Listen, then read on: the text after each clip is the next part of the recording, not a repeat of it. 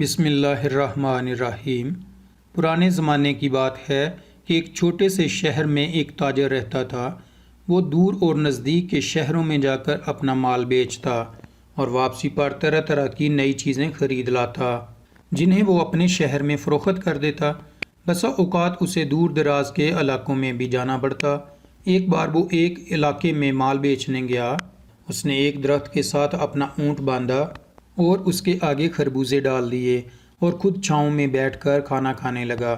اچانک اونٹ کے گلے سے عجیب و غریب گھٹی گھٹی سی آوازیں نکلنے لگیں۔ اونٹ کے گلے میں ایک خربوزہ پھنس گیا تھا۔ تاجر نے دیکھا تو رو رو کر دہائی دینے لگا، میرے اونٹ کو بچا لو، کوئی تو میرے اونٹ کی جان بچا لے۔ لوگ دوڑے اور گاؤں کے ایک سیانے حکیم کو لے آئے۔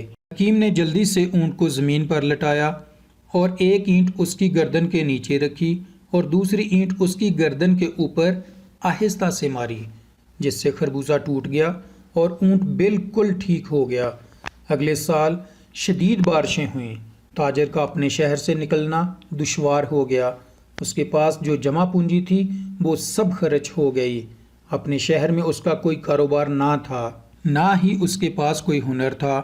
سوچ و بچار کے بعد اس نے حکیم بننے کا فیصلہ کر لیا۔ اس نے ایک دکان بنا لی، چند جڑی بوٹیاں رکھ لیں اور لوگوں کو الٹ پلٹ دوائیاں دینے لگا۔ انہی دنوں شہر کے حاکم کا بوڑھا باپ بیمار ہو گیا۔ اسے گلہڑ کا مرض لاحق ہو گیا۔ گلہڑ ایک ایسا مرض ہے جس میں مریض کا گلا بہت زیادہ پھول جاتا ہے۔ آج کل اس بیماری سے بچنے کے لیے آیوڈین ملا نمک بہت مفید ہے۔ بہرحال اس وقت گلہڑ کا مرض لا علاج سمجھا جاتا تھا، لہٰذا حاکم نے شہر میں ڈھنڈورا پٹوا دیا کہ جو کوئی حاکم شہر کا کامیاب علاج کرے گا اس کو بھاری انعام دیا جائے گا۔ جب نیم حکیم یعنی اسی تاجر نے یہ اعلان سنا تو وہ بھی علاج کرنے پہنچ گیا۔ اس نے حاکم کے باپ کا گلا دیکھا تو اسے اونٹ کے ساتھ پیش آنے والا گزشتہ برس کا واقعہ یاد آ گیا۔ اس نے اعلان کیا کہ صرف وہی حاکم کے بیمار باپ کا علاج کر سکتا ہے۔ لوگ حیران رہ گئے کہ پورے شہر میں صرف اس کے پاس یہ علاج ہے۔ آخر وہ حاکم کے گھر حاضر ہوا۔ وہاں اور بھی لوگ جمع تھے۔ نیم حکیم نے حاکم کے باپ کو زمین پر لٹا دیا اور اس کی گردن کے نیچے ایک اینٹ رکھ کر اوپر سے دوسری اینٹ زور سے دے ماری۔ حاکم کے باپ کی گردن ٹوٹ گئی اور اس کی موت واقع ہو گئی۔ مجمع میں سے کوئی چلایا، نیم حکیم خطرہ جان۔ اس کے بعد یہ کہاوت مشہور ہو گئی۔